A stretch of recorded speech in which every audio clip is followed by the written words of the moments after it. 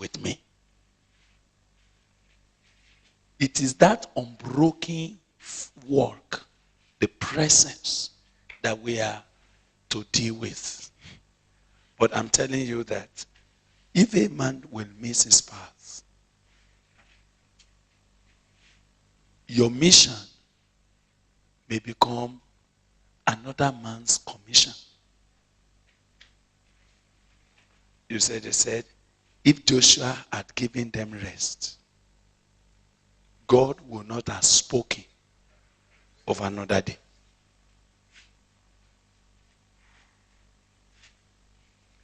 So the question that we must be praying for is, Lord, help me to walk on the path that you have selected for me. And help me to be very diligent. Not about my personal achievement, but about discharging your purpose for my life at the time I should. Praise the Lord. Do you follow? Have I tried to answer your question? The consequence is much, but I want to say that if we put our hands in God's hand, we can actually be led deliberately into everything that God has ordained for our lives at a time like this. Praise the Lord. Now, let me not take question yet. Let's go on. I want to go a little further because I want us to move on. So I have said, this man is saying, I am not living to earn a living. And did we note Romans 14 the last time? Did we read something in Romans 14? We didn't. Now turn to Romans 14 and you will hear. Can we read Romans 14 from verse 7? If we can get to verse 9. Romans 14, 7 to 9. None of us actually lives to himself. And no man dieth to himself. And no man dies to himself. For whether we live, yes, we live unto the Lord.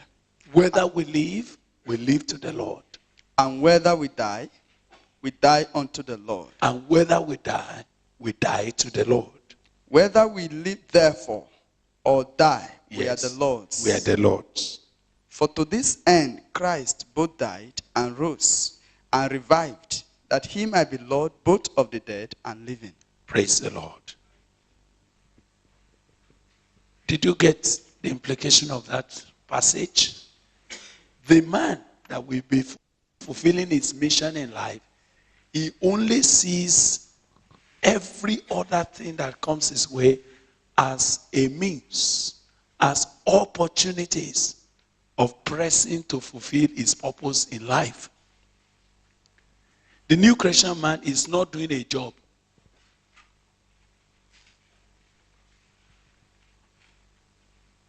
Bad statement, isn't it? He's not doing a job for doing a job's sake.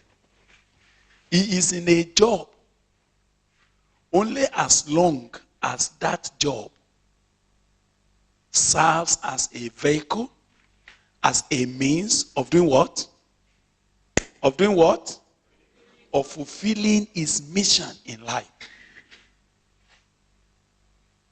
And he can do any job as long as it is giving him what? The opportunity to fulfill what God has called him to do. Did you follow to that point? Did you understand to that point? So, I give you an illustration now. So as soon as before I came, I already knew why I'm here. I already knew it. It's been a discussion that we have been talking for 4 years. So I remembered when I came. said, Lord, is this the place? He said, yes. As soon as I knew that that's the place, everybody I saw, my understanding changed. I said, Lord, you must have sent me here for this person. You don't need to ask me to evangelize that time. I knew it was my mission. It was not about let's go and do an activity. No, it's a life. So when I got to where I'm supposed to be working, in the college, everybody was excited about how they will be paid, about this, about that. I wasn't. Because I said, so is this part of what will make me fulfill why you sent me here? Do you understand that now? So immediately, imagine that immediately I was sitting there and I said, Lord, I'm asking, Lord, I don't know how long I will be here, but I have to strike something here. So when they refused to give me a job, they refused to give me a job.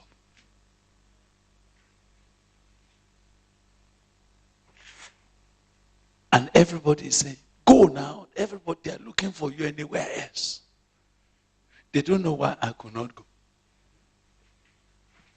They don't know why I am sitting there with 30 kobo in my pocket for several months.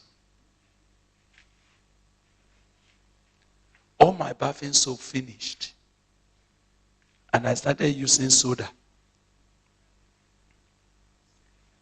And when the soda finished, have you ever been in a situation where you are using your fingernail to scrap, whether there will be a small soap like this, just to make a little foam? And I say, but when I want to go to where they have already got jobs for me, he's saying, you can go anywhere if you want a job.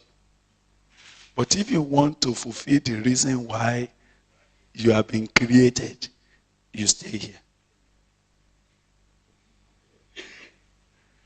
Do you get what we are talking about now? Job doesn't come first. It's your mission that comes first. What to eat doesn't come first. It's the mission that comes first.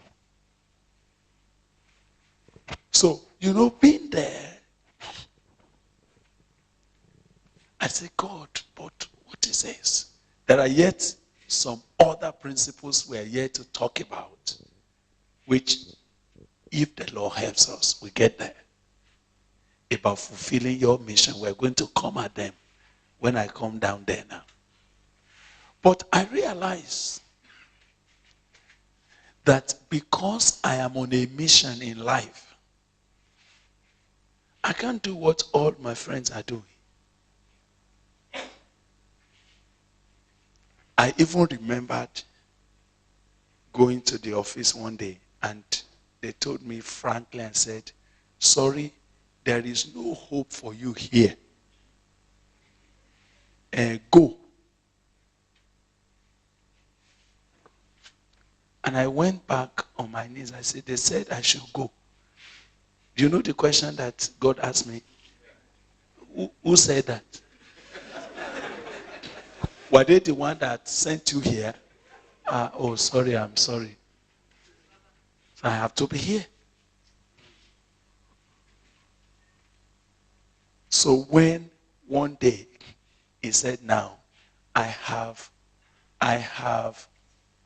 shown my mercy to you so that you can discharge what I've called you to do here. Now, go. Go. As you get into that office, I have walked. As soon as I showed my face, come and see different things taking place. Left and right, people were running around. They say, what can we do? What can we do? And I was just watching. I say, oh, so God. You see, this man that we are talking about is not looking for a house to live in.